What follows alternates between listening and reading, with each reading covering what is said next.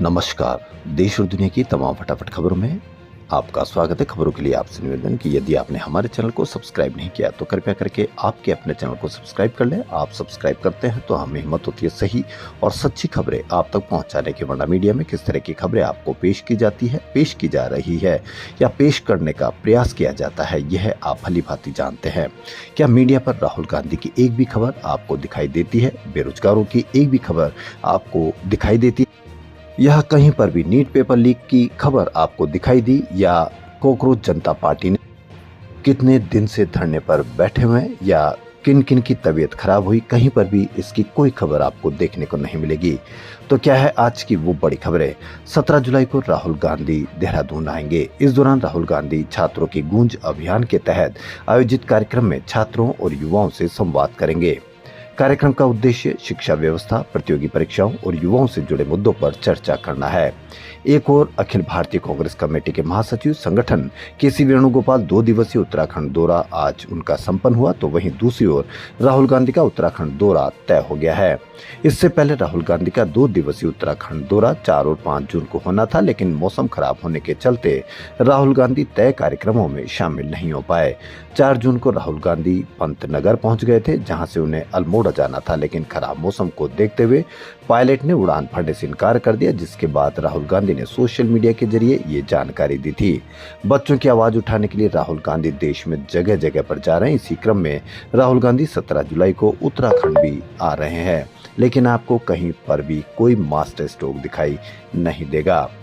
आम आदमी पार्टी के वरिष्ठ नेता और दिल्ली के पूर्व उप मुख्यमंत्री और पंजाब मामलों के प्रभारी मनीष सिसोदिया जालंधर में कांग्रेस बीजेपी पर जमकर बरसे।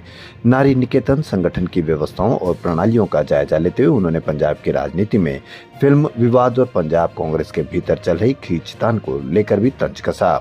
उन्होंने कहा कि भाजपा को पंजाब की जनता के सामने ये स्पष्ट करना चाहिए कि राज्य के लोगों के खिलाफ हुए अत्याचारों के मुद्दे पर वह किसके साथ खड़ी है। उन्होंने कहा कि सतलुज फिल्म में दिखाए गए पंजाब के लोगों के कथित खिलाफ अत्याचारों की सच्चाई सबके सामने आनी चाहिए। सिसोदिया ने आरोप लगाया कि भाजपा इस संवेदनशील मुद्दे का इस्तेमाल कांग्रेस के पुराने कारनामों और गतिविधियों को छिपाने के लिए कर रही है। अखिल भारतीय कांग्रेस कमेटी के महासचिव केसी वेणुगोपाल ने बीते बुधवार और गुरुवार को उत्तराखंड प्रदेश कांग्रेस कमेटी के अलग अलग नेताओं से मुलाकात कर कई मुद्दों पर चर्चा की। उन्होंने कहा कि मुझे खुशी है कि यहाँ सभी नेता चुनाव में पूरी मजबूती के साथ लड़ने को तैयार है और हम जीतेंगे। हमने कल पॉलिटिकल अफेयर्स कमेटी की बैठक की, डीसीसी अध्यक्षों के साथ 4 घंटे तक बैठक चली। साथ ही हमने मौजूदा विधायकों और पूर्व विधायकों के साथ भी मीटिंग की। आईपीएस अधिकारियों के लगातार इस्तीफे के कारण इंडियन पुलिस सर्विस सुर्खियों में है। ताजा मामला ओडिशा कैडर के आईपीएस अधिकारी जगमोहन मीणा का है।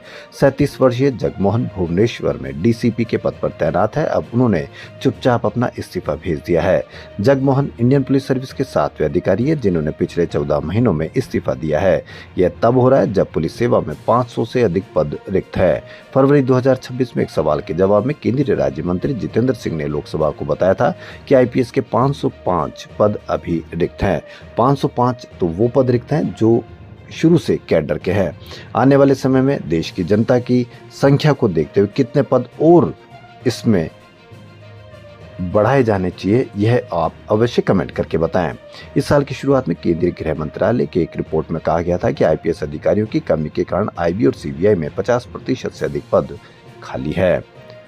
बॉलीवुड अभिनेता राजपाल यादव के चेक बाउंस मामले में दिल्ली हाईकोर्ट ने ट्रायल कोर्ट के फैसले को बरकरार रखा। कोर्ट ने उन्हें 3 महीने की जेल की सजा सुनाई है। हाईकोर्ट ने चेक बाउंस के 7 मामलों में से हर एक में उन्हें 3 महीने जेल की सजा सुनाई है। सभी सजाएं एक साथ चलेगी। जस्टिस सुनकांता ने अफसरों से राजपाल को जेल भेजने के लिए कहा है। सुप्रीम कोर्ट में आज सुनवाई के दौरान एक वकील ने हंगामा किया। सीजेआई सूर्यकांत को अपशब्द कहे और फाइल भी फेंकी। इस दौरान सीजेआई कोर्ट रूम में मौजूद नहीं थे।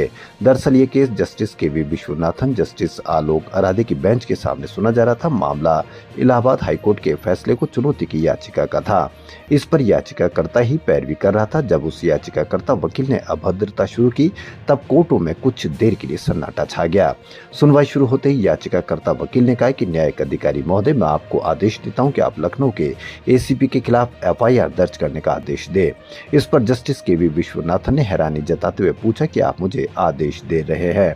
इसके जवाब में याचिकाकर्ता ने कहा कि मेरी तरफ से बस इतना ही, सब कुछ रिकॉर्ड पर है। इसके बाद उसने केस की फाइल हवा में फेंक दी और गाली गलौज करने लगा। हंगामे के बाद जस्टिस केवी विश्वनाथन ने कहा कि वह बहुत परेशान है, यह सब हताशा है, हमें उसके लिए केवल सहानुभूति है, हम उनके खिलाफ कोई कार्रवाई नहीं करना चाहते हैं। देश ने पूरे मानसून को कवर कर लिया, लेकिन आज सामने आई तस्वीरें परेशान करने वाली है। मौसम विभाग की सैटेलाइट इमेज में मध्य भारत में मानसून ज्यादा एक्टिव है। मध्य प्रदेश, छत्तीसगढ़, झारखंड, बिहार, पश्चिम बंगाल और पूर्वोत्तर तक बादल है। दूसरी ओर गुजरात, राजस्थान, हरियाणा, पंजाब और पश्चिमी हिस्सों में बादल कम है। यहाँ आने वाले दिनों में बारिश की कम संभावना दिख रही है। देश के मानसून के लिए एक और बुरी खबर, फिलीपींस के पास प्रशांत महासागर में सुपर टाइफून बावी बना है। ये ताइवान और चीन की ओर बढ़ रहा है। इसका असर 3 से 4,000 किलोमीटर दूर बंगाल की खाड़ी हो रहा है। प्रधानमंत्री मोदी अपने 6 दिवसीय दौरे के अंतिम चरण में न्यूजीलैंड पहुंच गए। ये 40 साल बाद किसी भारतीय पीएम की न्यूजीलैंड यात्रा है। इससे पहले 1986 में राजीव गांधी न्यूजीलैंड के दौरे पर गए थे। प्रधानमंत्री मोदी के दौरे की शुरुआत न्यूजीलैंड सरकार के साथ द्विपक्षीय बातचीत से शुरू होगी। देश और दुनिया की तमाम फटाफट खबरों में फिलहाल इतना ही। धन्यवाद।